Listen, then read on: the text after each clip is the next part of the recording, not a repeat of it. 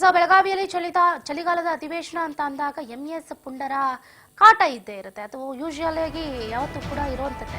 ಬೆಳಗಾವಿ ಅಧಿವೇಶನಕ್ಕೆ ಮುತ್ತಿಗೆ ಹಾಕುವುದಕ್ಕೆ ಎಂಎಸ್ ಪುಂಡರು ಪ್ರಯತ್ನವನ್ನ ಪಟ್ಟಿದ್ದಾರೆ. ಪುಂಡರ ಕಿರಿಕ್ಕೆ ಬ್ರೇಕ್ ಅನ್ನ ಹಾಕಲಾಗಿದೆ.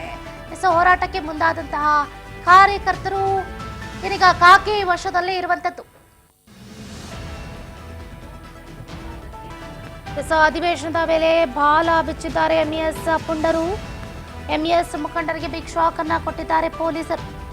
ಬೆಳಗಾವಿಯಲ್ಲಿ ಪ್ರತಿ ಬಾರಿ ಅಧಿವೇಶನದ ಸಂದರ್ಭದಲ್ಲಿ ಈ ರೀತಿಯಾದಂತಹ ಕಿರಿಕುಗಳು ನಡೆಯೋದು ಸರ್ವೇ ಸಾಮಾನ್ಯ ಆಗೋಗ್ಬಿಟ್ಟಿದೆ.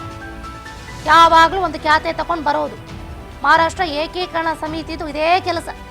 ಇದೀಗ ಬೆಳಗಾವಿಯ ಸುವರ್ಣಸೌಧದಲ್ಲಿ ಚಳಿಗಾಲದ ಅಧಿವೇಶನ ನಡೀತಾ ಇದೆ. ಇದಕ್ಕೆ ಪ್ರತಿಯಾಗಿ ಎಂಎಸ್ ಪುಂಡರು ಮಹಾಮೇಳಾವ್ ನಡೆಸ್ತಾ ಇದ್ರು. ಹಾಗಾಗಿ ಎಂಎಸ್ ಪುಂಡರಿಗೆ ಪೊಲೀಸರು ಬಿಗ್ ಶಾಕ್ ಅನ್ನೇ ಕೊಟ್ಟಿದ್ದಾರೆ.